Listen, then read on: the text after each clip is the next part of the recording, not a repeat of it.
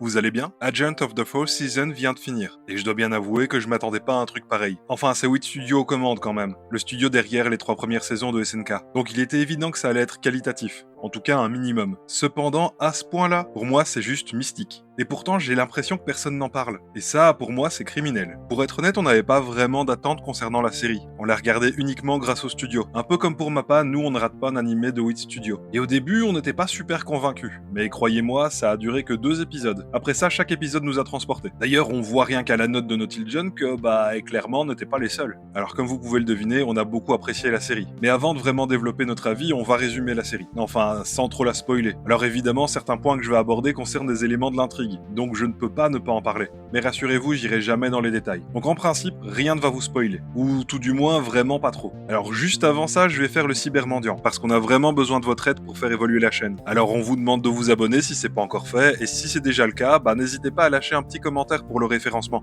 Alors tout d'abord, Agent of the Fourth Season est adapté du light novel, écrit par Akatsuki Kana et illustré par Suwu. Light novel d'ailleurs assez court parce qu'il ne fait que 2 tomes, bien qu'il y ait d'autres séries dans cet univers. Il s'agit de l'histoire d'Inagiku qui est agent du printemps, et de Sakura qui est sa garde du corps. Bon ok, dit comme ça c'est pas très clair, je vais vous expliquer ce que c'est que les agents. En gros, chaque saison a un agent. Cet agent, il est élu par des dieux des saisons. Et les agents, ils ont des capacités en lien justement avec les saisons. Par exemple, l'agent de l'hiver, il peut geler des trucs, et faire genre des gros pics de glace et tout. Mais ils ont surtout une mission, qui est de devoir voyager de région en région pour lancer le début de leur saison respective. Chaque agent est associé à un village qui est censé s'occuper de lui et le protéger. Et en plus de ça, il a un garde du corps personnel. Ok, je disais quoi moi? Ah oui, donc l'histoire de l'agent du printemps et de sa gardienne. Au début, c'est assez doux. On nous les montre en train de voyager dans le cadre de leur mission, mais on apprend très vite qu'il n'y a plus de printemps depuis vraiment très longtemps. Et en cause, Inagiku qui s'est fait enlever par des rebelles. Et sans agent du printemps, pas de saison du printemps. Et de ce fait, l'hiver durait donc 2 saisons au lieu d'une. Ce qui est, pour les récoltes, vraiment pas pratique. Et cette série, c'est l'histoire d'un voyage initiatique d'un personnage qui a été privé de son enfance, et qui doit tout découvrir avec un regard d'adulte.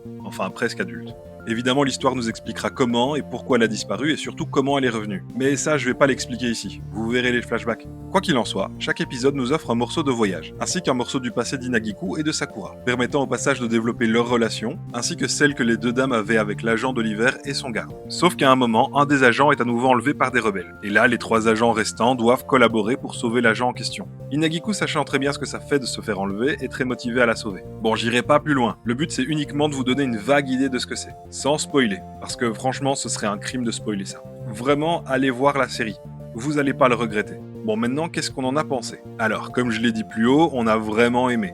Mais genre, vraiment aimé. Je le classe clairement top 1 des animés que j'ai vus durant la saison printemps 2026. Et pourtant, il y avait une sérieuse concurrence durant cette saison. Je vais donner quelques points positifs et quelques points négatifs sans ordre d'importance, et après vous pourrez vous faire une idée de si oui ou non la série vous intéresse. Premièrement, c'est beau, et par là j'entends pas que le style graphique et l'animation. Alors évidemment le style il est léché, et l'animation est ultra propre, et elle a d'ailleurs pas mal de grosses fulgurances. Mais non, ce que j'entendais par là, c'est que c'est beau dans le sens poétique. Si je devais décrire la série avec un seul mot, ce serait poétique. Et d'ailleurs, la mise en scène, elle participe grandement à ça. Assez régulièrement, lorsqu'un épisode veut vous faire parvenir un choc ou de la tristesse, il lance l'ending en fond durant la fin de l'épisode, souvent durant la scène finale de l'épisode justement. Si l'épisode se finit mal ou en tout cas en demi-teinte, ça marche. Vraiment, ça marche à fond. On met les potards à 11 et on fonce. Alors l'animé use de cette technique certes un petit peu trop, mais c'est systématiquement efficace. Deuxièmement, l'histoire, elle est prenante. Le début, il est plein de mystères et chaque épisode nous apporte quelques informations sur l'intrigue, la complexifiant petit à petit. Mais la série, elle aborde aussi des thèmes ultra durs, et ce toujours avec beaucoup de délicatesse. Ça parle d'enlèvement, de violence sur enfant, d'exclusion,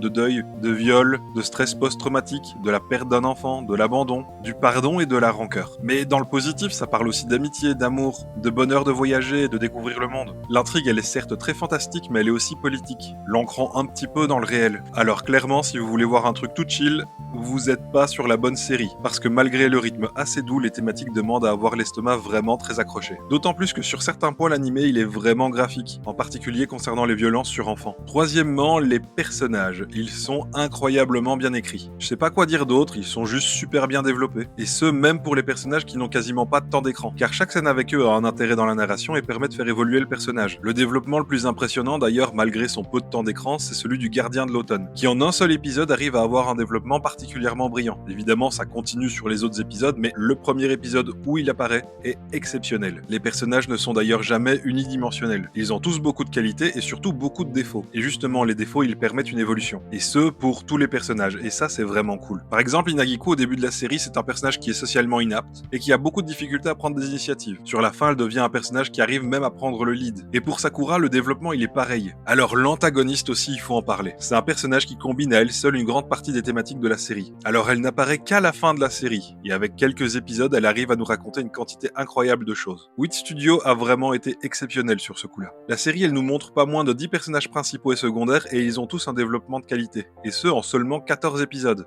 Maintenant, tout n'est pas parfait. Il y a en effet un gros problème. Ça concerne l'objectif des rebelles. Bon, on les voit plus ou moins à tous les épisodes, mais faut attendre la fin de la série pour comprendre réellement ce qu'ils veulent. Alors évidemment, le but c'est de nous faire nous poser des questions par rapport à eux. Cependant, c'est assez frustrant de ne pas comprendre un point aussi central de l'intrigue. Parce que ces connards, ils apparaissent vraiment tout le temps. Et on sait jamais pourquoi. Et ça, c'est relou. Bon, un autre point qui est aussi positif que négatif. Il y a une sorte de non-linéarité dans la narration. Les épisodes étant toujours un mélange entre le voyage de nos personnages principaux et des flashbacks sur le passé d'Inagiku. Alors, c'est très bien réalisé et tout, hein. Et souvent, c'est placé à des moments super pertinents. Mais le souci, c'est que c'est extrêmement fractionné. Et de ce fait, ça a tendance à être assez difficile à suivre. D'autant plus que les flashbacks ne sont jamais donnés dans l'ordre. Donc ça demande premièrement à arriver à se souvenir de tout, et surtout de réussir à tout réassembler. Alors c'est pas particulièrement compliqué, mais ça reste une contrainte. Et pour certaines personnes, ça peut être littéralement rédhibitoire. Je pense notamment aux personnes qui ont des troubles de la mémoire, ou alors les personnes qui ont des troubles de l'attention. Pour eux, vraiment, cette série risque d'être très compliquée. Ensuite, je trouve que les chara-design manquent un petit peu d'originalité. Alors c'est pas honteux, mais ça reste très classique. Alors oui, ils sont beaux, ils sont efficaces, mais ils sont surtout très convenus, dans le sens où juste avec le chara-design, on peut facilement discerner le caractère du personnage. Alors oui, d'un point de vue narratif, c'est pratique, tout simplement parce que les personnages ont une certaine force évocatrice. Mais de ce côté, je regrette quand même un manque de prise de risque. Mais honnêtement, ce point-là, c'est vraiment juste du chipotage.